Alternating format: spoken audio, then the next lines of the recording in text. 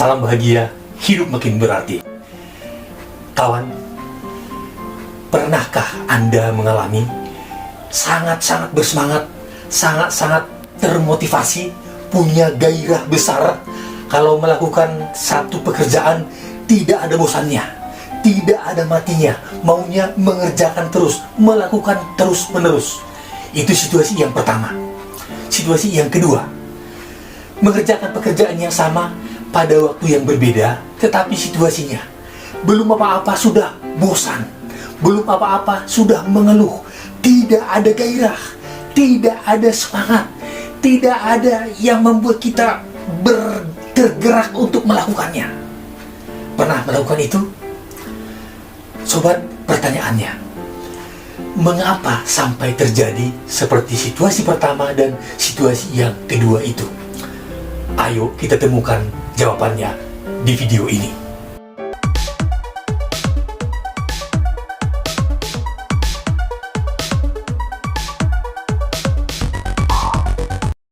Kawan, Tom bukan nama sebenarnya seorang karyawan perusahaan. Seseorang yang menguasai pekerjaannya, keahliannya sesuai dengan pekerjaannya. Yang mau dicapai di dalam perusahaan itu, di dalam pekerjaannya itu, dia sudah mengetahuinya. Cara-cara, aturan-aturan di dalam pekerjaan itu dia kuasai dengan baik. Dalam hal pengaturan pribadi, mengatur emosi, mengatur berpikir, semuanya dia kuasai. Tapi faktanya, dia tidak bersemangat bekerja, dia tidak bergairah bekerja, tidak punya motivasi untuk bekerja. Dia heran dengan situasinya itu. Kalau itu terjadi terus-menerus, akibatnya adalah dia akan mendapatkan surat peringatan. Bahkan kalau diberikan waktu berlama-lama, pasti dia akan dipecat. Yang kedua, Sri, sebut namanya seperti itu, seorang siswa kelas 8. Sebenarnya dia seorang yang cerdas, seorang yang berkecukupan, sarana-sarana belajar di rumah cukup. Kemudian orang tuanya juga sangat-sangat mendukung. Tapi apa yang terjadi? Dia tidak bersemangat belajar, tidak punya gairah untuk belajar. Tugas-tugasnya sering terbengkalai, nilai-nilainya juga menurun. Kalau itu dibiarkan terus-menerus, surat panggilan terhadap dirinya, terhadap orang tua siap untuk dilayangkan.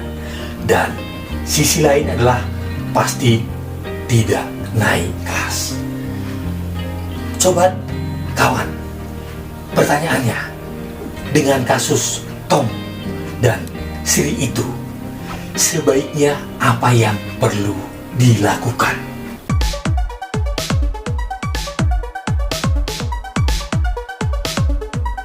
Kawan, saya beri satu solusi. Tapi sekali lagi, ini menurut saya loh ya. Namanya menurut saya, ya bisa dilakukan, bisa diikuti, bisa juga tidak. Menurut saya, yang perlu dilakukan oleh Tom dan Sri adalah dia berhenti sejenak. Dia boleh mencari tempat yang rileks dan santai, atau duduk dengan tenang di kamarnya sambil mendengarkan musik, boleh. Kemudian dia buat sesantai-santainya hatinya, pikirannya. Kemudian dalam keadaan santai seperti itu, gunakanlah memori, ingatan, yaitu beberapa kisah-kisah masa lalu yang merupakan kesuksesan, termasuk di sana prestasi-prestasi dalam hal apa saja. Kemudian pilihlah satu prestasi atau kesuksesan yang paling berkesan. Kalau sudah dipilih, lalu masuklah dalam suasana itu, masuklah dalam peristiwa masa lalu itu, diingat-ingat mengapa sampai ada kesuksesan, mengapa sampai ada prestasi. pasti ada yang mendorong, pasti ada yang memotivasi, pasti ada yang menggerakkan. Apa itu? Menurut Anthony Robbins, motivator kelas dunia, dia mengatakan yang menggerakkan pikiran manusia itu untuk bergerak ada dua, yaitu mencari kenikmatan dan menghindari penderitaan.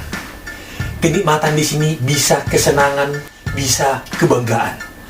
Penderitaan bisa diartikan segala sesuatu yang buruk, segala sesuatu yang mengecewakan. Nah, itulah yang membuat pikiran kita itu menjadi berpikir lalu akhirnya bergerak melakukan sesuatu.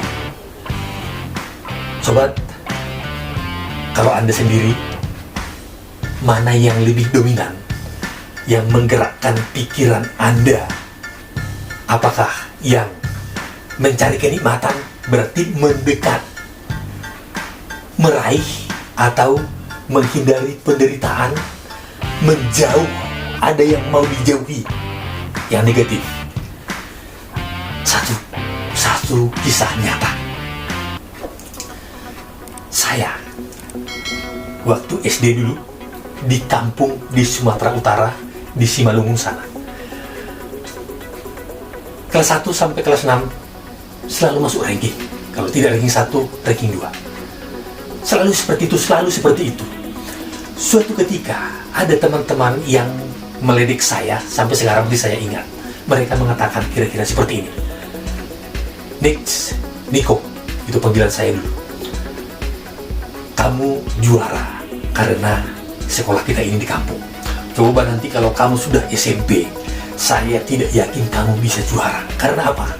Karena di SMP nanti, yaitu di kota kecamatan di Saribudolo, kamu akan bertemu dengan banyak orang dari berbagai tempat. Apalagi di Saribudolo itu ada sekolah SD yang bagus, siswa-siswanya pintar-pintar. Entah kenapa kata-kata itu sangat melekat dan termaterai di dalam ingatan saya dan pikiran saya. Tibalah saatnya masuk ke SMP, dan di SMP di Saribudolo itu masih menyanyiang kata-kata dari teman itu tadi. Apa yang terjadi? Begitu masuk langkah pertama, pelajaran hari pertama, dan seterusnya, itu terus menyanyiang. Seperti apa sih pintarnya mereka? Seperti apa sih pintarnya mereka? Tapi di dalam hati saya masih ada suatu kata-kata itu yang bersuara-suara, kamu tidak mungkin juara. Lalu dari dalam diri saya sendiri ada satu jawaban dan tertantang yang mengatakan, masa sih? Aku buktikan. Ada seperti itu. Kawan, dalam permenungan saya, setelah saya dewasa, sudah bekerja, usia sudah hampir di atas 25, saya renung-renungkan. Waktu SMP, saya juga selalu masuk ranking 1, selalu ya. Apa yang membuat saya ranking 1? Saya selalu bergairah, saya selalu bersemangat belajar, selalu bersemangat. Kemudian ternyata kekuatan dari kata-kata yang dulu saya dengarkan itu, yang isinya, nanti kamu di SMP mungkin tidak bisa juara. Aku mau buktikan, aku juga bisa. Aku mau juara 1, aku masuk ranking 1. Dan ternyata terbukti.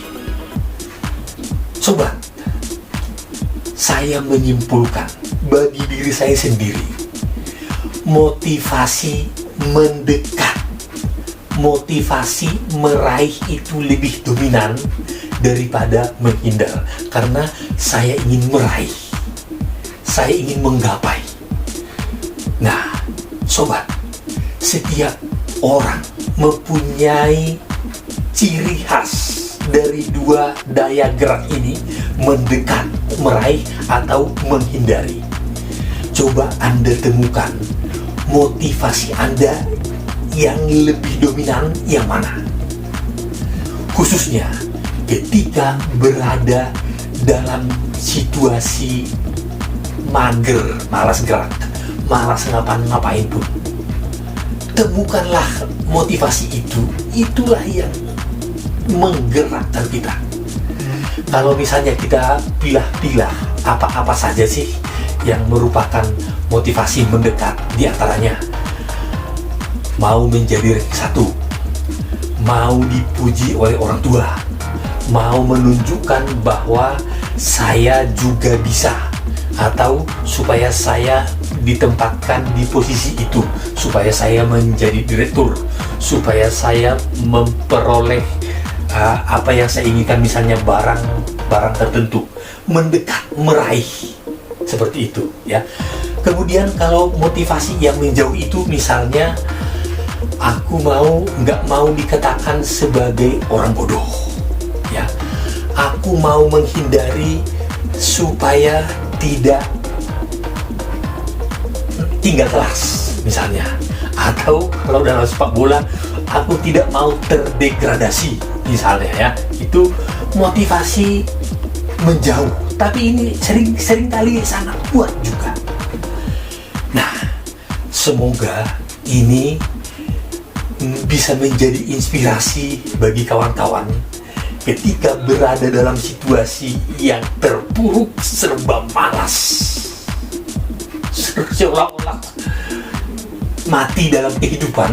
Cobalah lakukan ini ya, mudah-mudahan mempunyai dampak yang bisa bersemangat kembali, bergairah kembali, punya motivasi kembali. Sobat, demikian video kali ini. Bagi Anda yang mau mendapatkan video-video motivasi atau video-video tentang pencerahan selanjutnya, silakan di subscribe supaya nanti langsung mendapatkannya, atau dibunyikan loncengnya, atau juga diberi komentar atau diberikan kepada teman-teman. Demikian, salam bahagia, hidup makin berarti.